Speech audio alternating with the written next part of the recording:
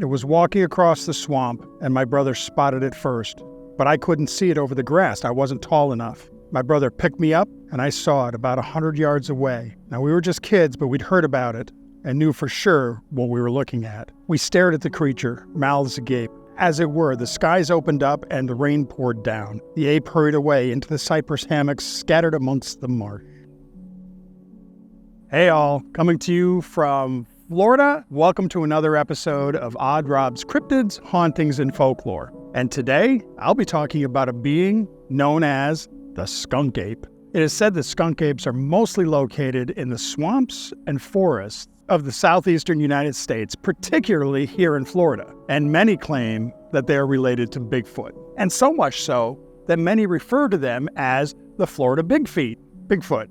The Florida Bigfoot, you know what I mean. Skunk apes are 5 to 7 feet tall, walk upright, and are covered with fur or hair all over their body.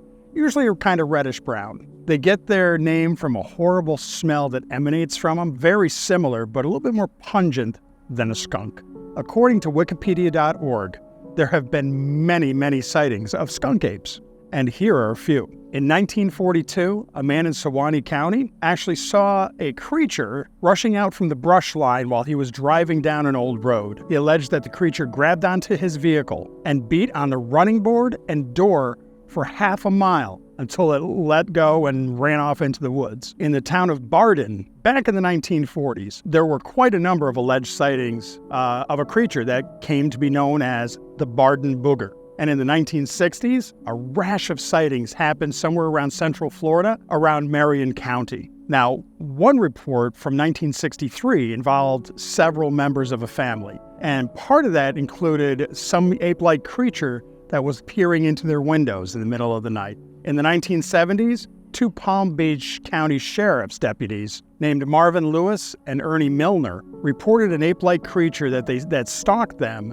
and they ended up chasing it and shooting at it with their firearms. And they reported following some footprints. At the end of it, they found some hair snagged upon some barbed wire that they retrieved. Between 1971 and 1975, there were a rash of sightings in Broward County. Multiple eyewitnesses said that they had encountered a 5 to 7 foot ape-like creature with brown or black hair that covered it from head to toe. These events were all covered in many newspapers, both local and in some of the cities like Miami. And from those instances, those are some of the first known times that they coined the phrase skunk ape. The reports indicated that the skunk apes had broken in and vandalized homes, scared people out of their wits, and killed several farmers' livestock, including some horses and a bull. Now, law enforcement actually investigated this after one of the local officers reported hitting a skunk ape with his car. Posses were formed to see if they could locate this creature, but no body or evidence was ever found. Now, sightings continue to this day, with 48